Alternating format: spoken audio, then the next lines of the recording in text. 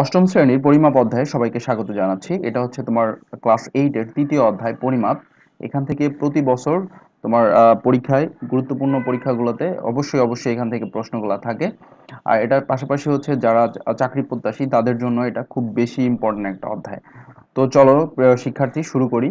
তো আমাদের এই অধ্যায়ে বেসিক্যালি হচ্ছে আলোচনা করা হবে এই অধ্যায়টা কমপ্লিট করতে গেলে যেই মূল বিষয়গুলো জানা দরকার সেই মূল বিষয়গুলা, এবং এই অধ্যায়টাকে খুব ভালোভাবে যদি পোস্টমর্টম করতে যাই, খুব ভালোভাবে যদি সলিউশন করতে যাই, তাহলে যেই সূত্রগুলো লাগবে সূত্রগুলো এখানে আমরা আলোচনা করব আজকে।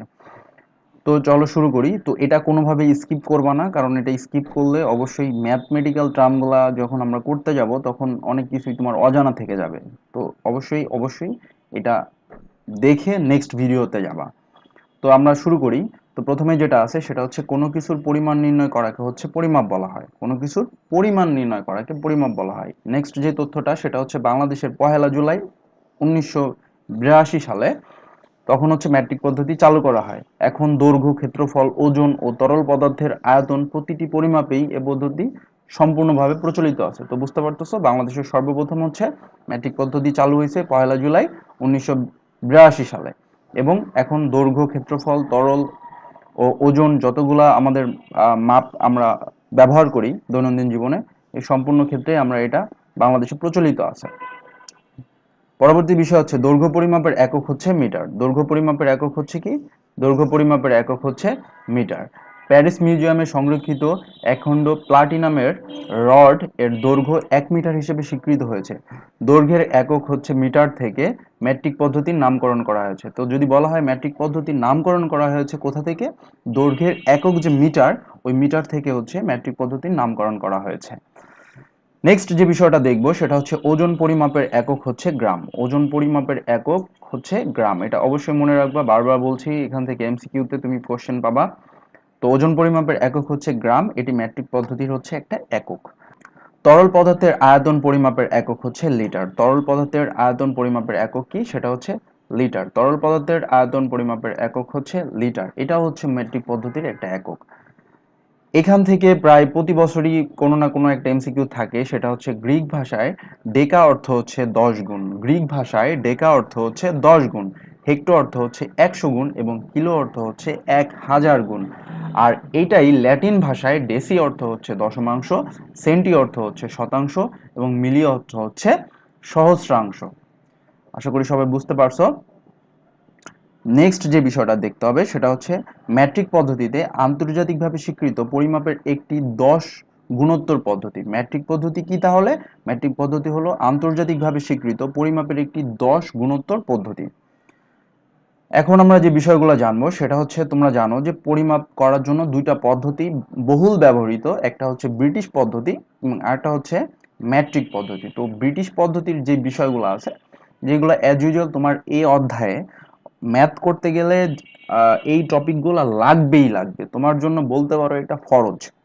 তো এই বিষয়গুলো তোমার ভালো মতো শিখতে হবে। এইগুলো কিন্তু তোমার বইয়ে যদি তুমি স্টাডি করতে যাও দেখবা যে অনেক আছে, অনেক।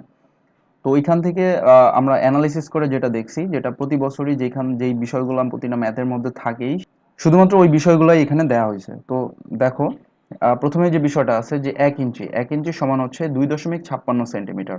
1 মাইল সমান হচ্ছে 1.61 কিলোমিটার। 1 কিলোমিটার সমান সমান হচ্ছে 0.62 মাইল। 1 মিটার সমান হচ্ছে 39.37 ইঞ্চি। 1 ফুট সমান হচ্ছে 12 ইঞ্চি। আর 1 গজ সমান হচ্ছে 3 ফুট। 1 কুইন্টাল অর্থ হচ্ছে 100 কেজি। 1 মেট্রিক টন অর্থ হচ্ছে 1000 কেজি। এছাড়া আরো যে বিষয়গুলো আছে সেটা হচ্ছে 1 ঘন সেন্টিমিটার বিশুদ্ধ পানির ওজন হচ্ছে 1 গ্রাম। আর 1 লিটার বিশুদ্ধ পানির ওজন হচ্ছে 1 কেজি। এটা মনে রাখবা যে 1 ঘন সেন্টিমিটার বিশুদ্ধ পানির ওজন হচ্ছে 1 গ্রাম, আর 1 লিটার বিশুদ্ধ পানির ওজন হচ্ছে 1 কেজি। 1 এওর অর্থ হচ্ছে এখানে ইকুয়ালস টু আসতেছে হচ্ছে 100 বর্গমিটার। আর 1 একর হচ্ছে 40-46.86 বর্গমিটার। আশা করি সবাই বুঝতে পারছো। আর এটা নোট করে রাখবা, অবশ্যই নোট করে রাখবা। এটা তোমার ম্যাথে করতে গেলে দেখবা যে তোমার প্রায়শই এগুলা ব্যবহার করা লাগতেছে।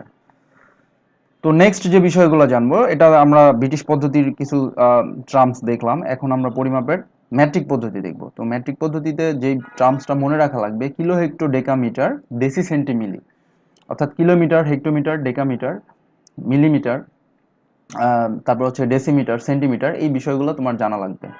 তো এটা মনে রাখার যে পদ্ধতিটা আছে সেটা হচ্ছে কিলিয়া হাকিয়া ডাকাত মারিলে দেশে শান্তি মিলিবে। কিলিয়া কি আসতেছে, কিলিয়াতে হচ্ছে কিলো অর্থাৎ কিলোমিটার, হাকিয়াতে আসতেছে হচ্ছে হেক্টোমিটার, ডাকাতে আসতেছে ডেকামিটার, মারিলেতে আসতেছে মিটার, লিটার, গ্রাম, এটা তিনটাই হইতে পারে। দেশে বলতে ডেসি বোঝাচ্ছে, শান্তিতে হচ্ছে সেন্টি, মিলিবে হচ্ছে মিলি। তো এটা কিভাবে হচ্ছে আমরা মনে রাখতে পারি সেটার হচ্ছে একটা প্রসেস। আর দ্বিতীয় আরেকটা ব্যাপার আছে, সেটা হচ্ছে এই পুরা ব্যাপারটা যদি আমরা উপর থেকে নিচে সাজিয়ে লিখি, যেমন আমি লিখলাম হচ্ছে কিলো, তারপর হচ্ছে হেক্টো, তারপর হচ্ছে ডেকা, হ্যাঁ, তারপর হচ্ছে মিটার, তারপর হচ্ছে ডেসি, তারপর হচ্ছে সেন্টি, তারপর হচ্ছে মিলি।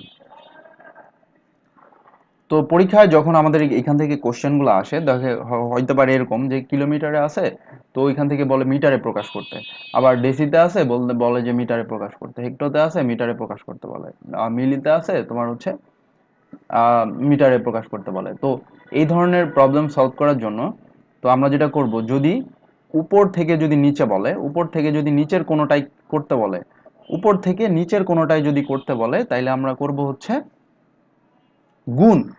আর নিচ থেকে যদি উপরের কোনো কিছুতে করতে বলে, কোনো কিছু বের করতে বলে, সেই ক্ষেত্রে করব হচ্ছে ভাগ।